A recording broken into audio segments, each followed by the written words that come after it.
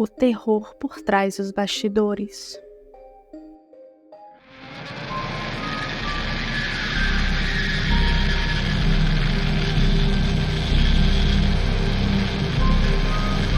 Por favor, se inscreva no canal para que assim que um vídeo novo seja lançado, você tenha acesso a ele.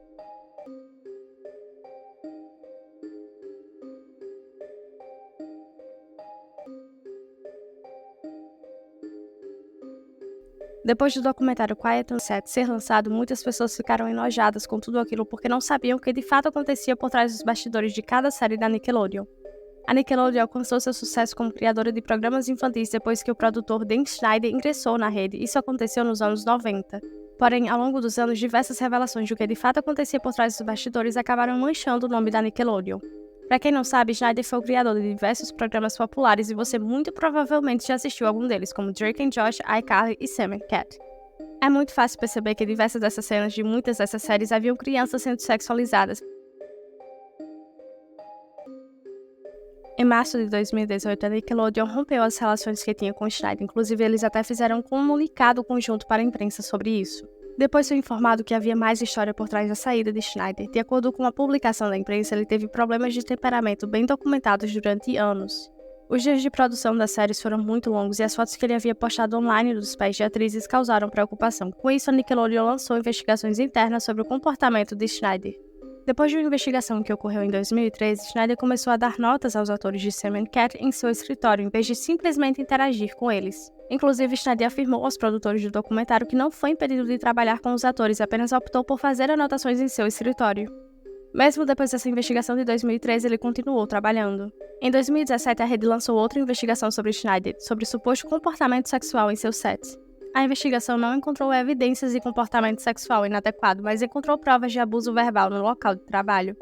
Ex-colegas de trabalho do produtor consideravam ele extremamente temperamental e difícil de trabalhar. Outros também alegaram que ficaram preocupados por Schneider pedir massagens e enviar mensagens aos jovens atores fora do set. Quando ele deixou a empresa, recebeu um pagamento de $7 milhões.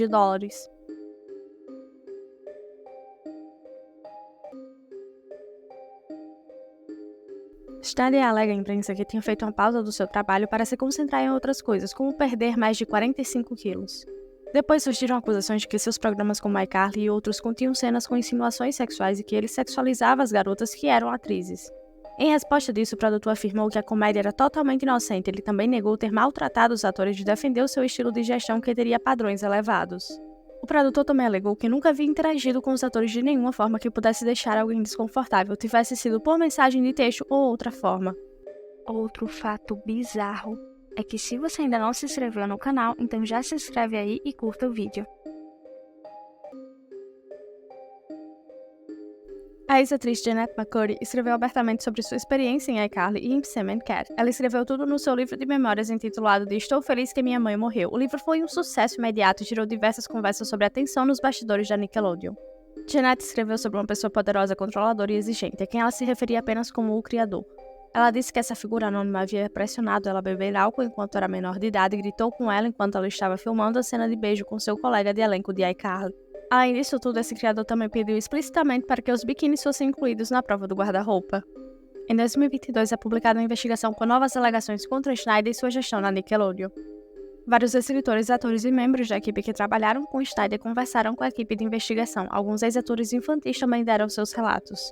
Uma das atrizes disse que o set do produtor foi traumatizante e alegou que o criador do programa gritou com ela em uma sala de conferências com vários executivos quando ela tinha apenas 13 anos. Ela também afirmou que na série em que atuava haviam vários momentos que eram sexualizados. Os escritores disseram que foram submetidos a longos e cansativos dias de trabalho. As escritoras da equipe do produtor, que eram pouquíssimas, acusaram ele de ser sexista. Outros funcionários acusaram Schneider de pedir mensagens a colegas adultas.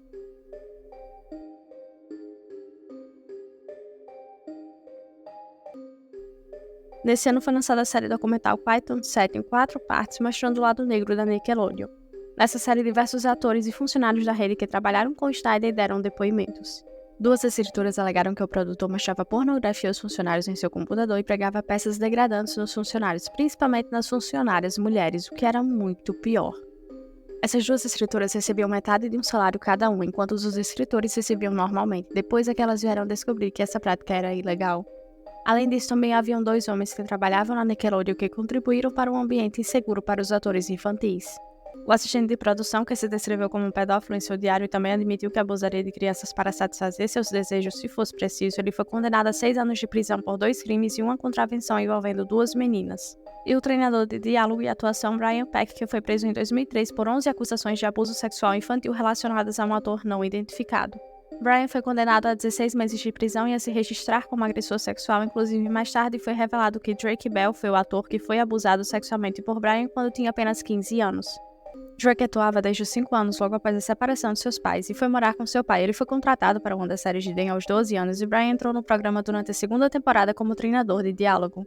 Drake disse que se aproximou de Brian por causa de interesses semelhantes, mas agora ele acha que Brian apenas inventou tudo isso.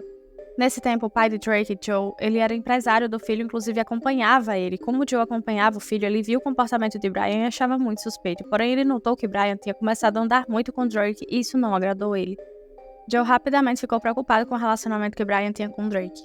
Não demorou muito para Brian fazer a cabeça do garoto e criar uma barreira na relação entre pai e filho, convencendo assim Drake a não deixar seu pai continuar sendo seu empresário. Assim, aos 15 anos, Drake decidiu que não queria mais seu pai como empresário. Dessa forma, Joe entregou o cargo para a mãe de Drake e alertou a ela sobre a preocupação que ele tinha em relação a Brian. Inclusive, Joe falou para ela pessoalmente para que nunca deixasse Drake sozinho com Brian e nunca deixar o filho ficar perto dele sem supervisão. Porém, isso não aconteceu e Brian começou a intensificar o seu domínio sobre a vida de Drake. Ele levava o garoto para as audições e depois fazia o menino dormir na casa dele, já que a mãe de Drake não gostava de dirigir. Depois de algumas semanas dessa rotina, Drake dormiu no sofá da casa de Brian e acordou com Brian em cima dele, agredindo sexualmente o garoto.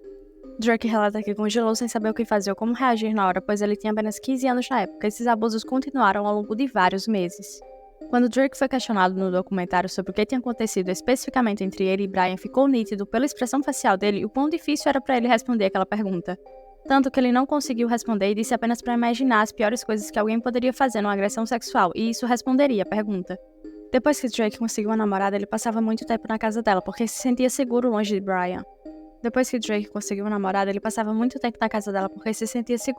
Brian.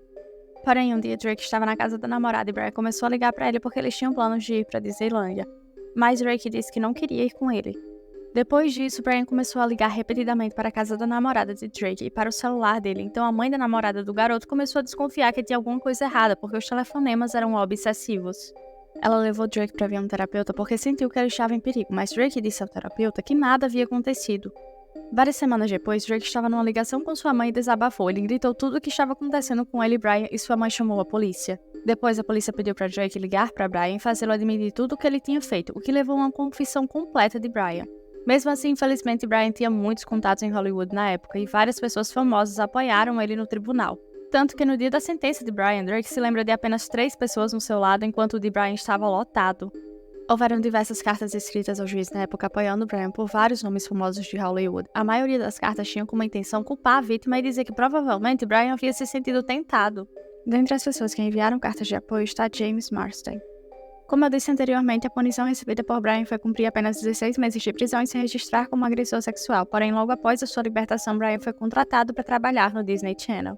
Inclusive, Brian era amigo de John Wayne Gacy, um serial killer que ficou conhecido como palhaço assassino. Gacy até já apareceu em alguns vídeos aqui do canal. Brian trocava diversas correspondências com Gacy e tinha até um quadro dele em sua casa.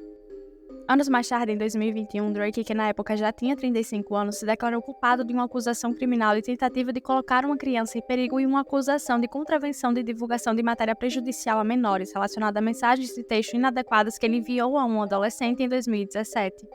Ele foi condenado a 2 anos em liberdade condicional e 200 horas de serviço comunitário. A vítima acusou o ator de aliciar dela quando ela tinha apenas 12 anos e de abusar sexualmente dela aos 15.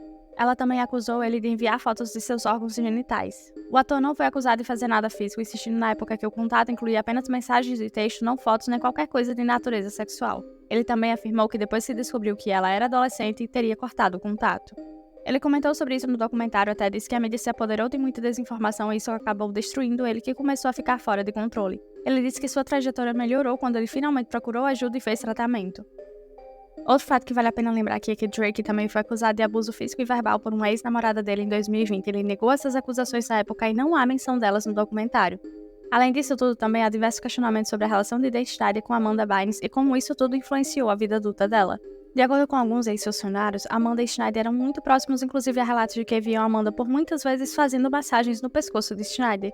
Também há relatos de que os dois ficavam sozinhos juntos diversas vezes. Nessa época, Amanda tinha apenas 16 anos.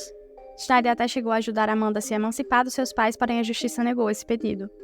Depois disso, Amanda começou a consumir diversos tipos de drogas, parou de atuar, ela já até chegou a ser internada em um hospital psiquiátrico depois de ter sido encontrada nua e sozinha vagando pelas ruas. Hoje em dia, ela leva uma vida discreta e pouco se sabe sobre ela. A maior parte do que se sabe é através dos seus posts nas redes sociais, mas ela constantemente apaga algum tempo após a postagem. Não se sabe se Schneider teve algum tipo de relacionamento de cunho sexual com Amanda. Algumas pessoas defendem que sim e outras que não, mas a verdade é que não se sabe de fato. O que se sabe é que Amanda foi uma das principais vítimas da manipulação e abuso de poder de Schneider. Uma das personagens que Amanda fez foi Penelope Tent. O sobrenome da personagem foi escolhido exclusivamente por Schneider. Tent faz referência a uma parte do corpo que fica entre o pênis e o ânus, e ele pediu para que os roteiristas não revelassem o significado. Outra teoria muito comentada é que Schneider seria o pai do primeiro bebê de Jamie Spears, a irmã mais nova de Britney Spears. Jamie era atriz e atuava em uma das séries do produtor. Porém, aos 16 anos, Jamie descobriu que estava grávida e a série acabou sendo cancelada. Jamie sempre afirmou que o pai do seu bebê era o seu namorado na época, porém há boatos de que tudo isso foi armado por Schneider e pela Nickelodeon para encobrir esse e vários outros escândalos, mas isso não passa de uma teoria.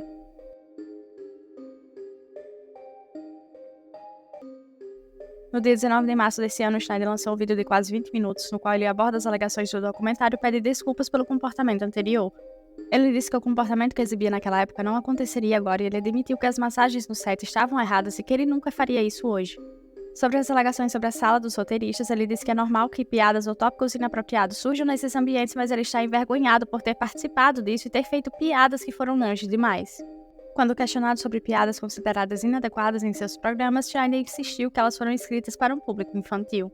Se você sabe de algum caso que gostaria de vir aqui no canal, é só comentar aqui embaixo ou em uma de nossas redes sociais. Para quem se interessou pelo vídeo de hoje e quer saber mais sobre, recomendo que leiam matérias, pois ainda é muito recente e também há o documentário. Além disso, recomendo os outros diversos casos criminais que vocês podem assistir aqui no canal.